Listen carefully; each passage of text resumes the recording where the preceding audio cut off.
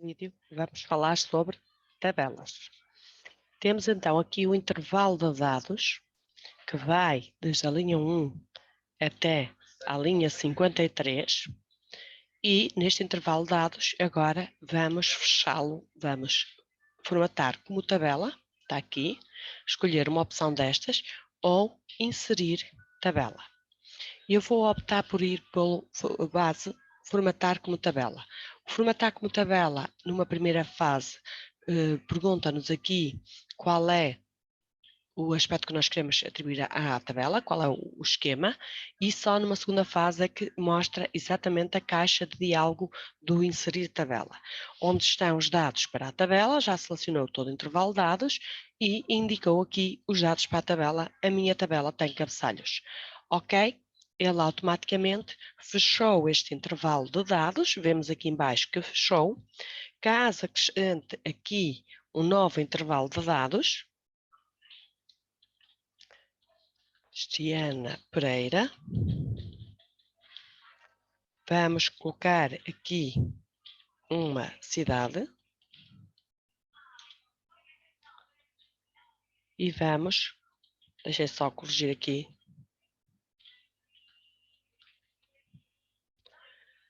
vamos colocar aqui uma profissão, professor, ele já sugere que já vem de cima, e vamos colocar aqui, pode ser a data que está em cima, e vamos colocar aqui 50. Então introduzimos um novo registro e vemos que a tabela aumentou, uma das vantagens. Outra vantagem, olhamos para os cabeçalhos e vemos que quando nós nos deslocamos na lista, ele automaticamente passa os nomes para os cabeçalhos, não sendo necessário fixar o friso. Automaticamente a tabela já faz isso. Para além disso, quando inserimos tabela, ficamos aqui com a estrutura da tabela. Na estrutura da tabela, por exemplo, podemos colocar automaticamente uma linha com o total. Neste total, podemos só clicar aqui e selecionar qual é o cálculo que se pretende fazer, que automaticamente ele está a apresentar o cálculo. Se eu chegar aqui e pedir para contar, ele vai-me contar o número de registros que estão aqui neste intervalo de dados. Se remover a linha do total, ele automaticamente removeu e está pronto a receber novamente informação. Para além disso, as tabelas permitem-nos colocar aqui, fazer segmentação. Basta estar na tabela, dar um clique, inserir segmentação e aqui aparecem exatamente os campos, as colunas da tabela. Aparecem aqui e aparece como é que nós queremos fazer uma pesquisa. Suponham que era por cidade e profissão, podemos logo adicionar os dois, posicionávamos aqui o campo cidade e logo de seguida, por exemplo, a profissão. Poderemos colocar, se quisermos, em duas colunas, portanto, onde estivemos na segmentação de dados, vou colocar aqui as cidades em duas colunas e posso aumentar um pouco mais para o lado e também aqui as profissões, se nos der mais jeito, podemos colocar, vou só aqui tirar o filtro, porque sem querer já apliquei um filtro, também poderíamos colocar antes em duas colunas. Então o que é que isto faz? Quando eu clico aqui, ele automaticamente foi e filtrou apenas o Aveiro, também tendo aqui mostrado que pode filtrar. Agora cliquei em professor, só mostrou um professor de Aveiro. Quando eu clico aqui, ele vai estar automaticamente a filtrar sobre a lista aquilo que eu estou aqui a indicar. Aqui removo o filtro. Aqui, se eu clicar primeiro aqui, ele mostra tudo, exceto aquele onde eu clicar. Vou clicar aqui no Porto e ele retirou da lista todos os que eram do Porto. E mostrou todos os outros. Vou novamente limpar e já tenho então aqui a segmentação de dados. Na segmentação de dados, nós podemos ainda formatar, chegar aqui e escolher outro tipo de formatação que seja mais visível aqui no nosso intervalo de dados. E podemos então estar aqui a filtrar automaticamente sobre a tabela. Agora vamos ver como é que se comporta com uma nova coluna.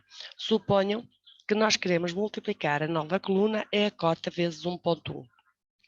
Para treinarmos algo que já vimos no último exemplo, vamos aqui ao Fórmulas e vou ao gestor de nomes, vou definir um novo nome.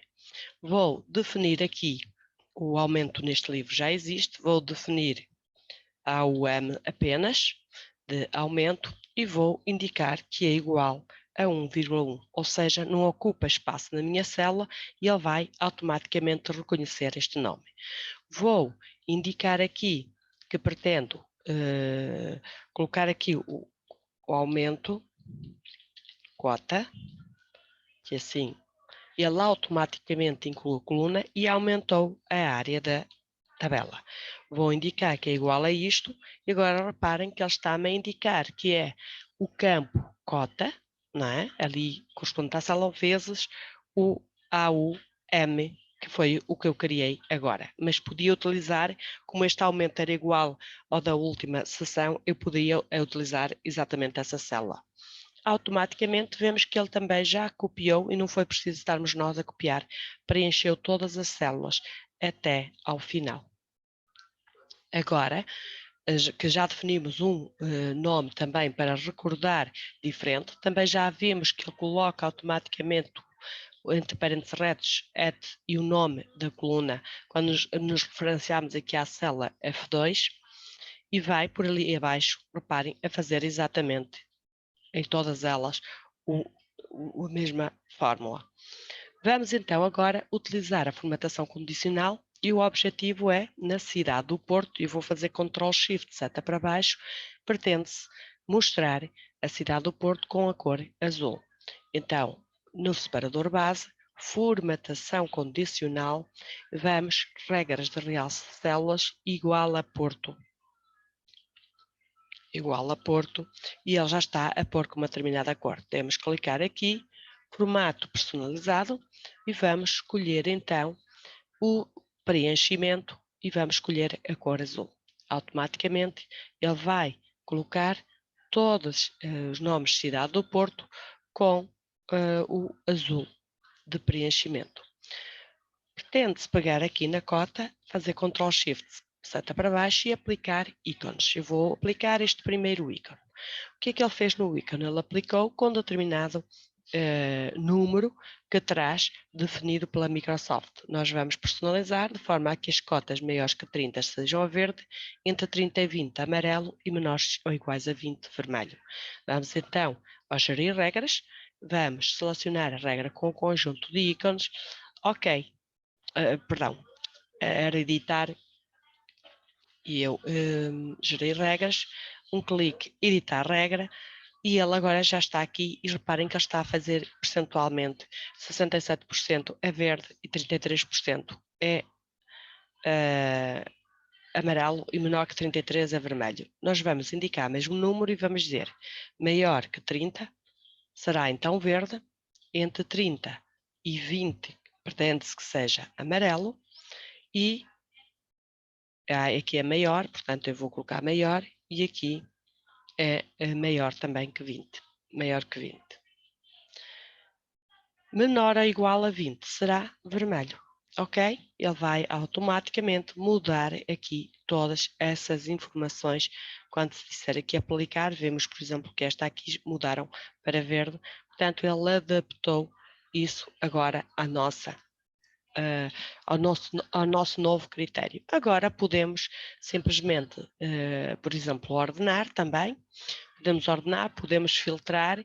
Nós podemos aqui filtrar cor e, por exemplo, filtrar só todos os verdes ou filtrar por cor, filtrar todos os amarelos ou filtrar cor e filtrar todos os vermelhos. Podemos então ordenar também aqui e posso ordenar, por exemplo, por cor ou ordenar aqui, ordenar por ícones.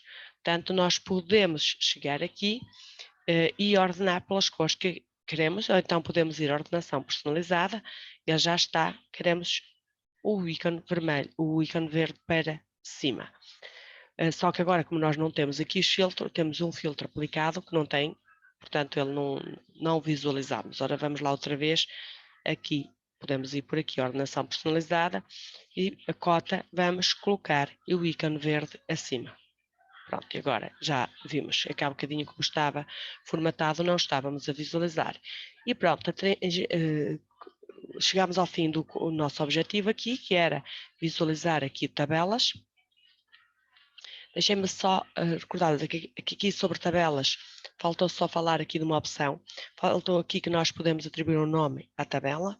Podíamos indicar aqui o nome que entendêssemos para esta tabela e escrever aqui o nome. Não deve ter espaços, o nome da tabela devem colocar com underscore. Também poderíamos remover rapidamente duplicados caso tivéssemos e podíamos converter o intervalo aqui em tabela. Ou seja, se eu clicar aqui, ele vai me pedir se quero converter em tabela.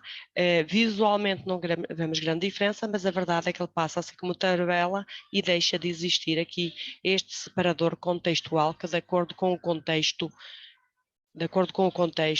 ele vai mostrar as opções aqui da tabela. Ficamos então por aqui neste vídeo.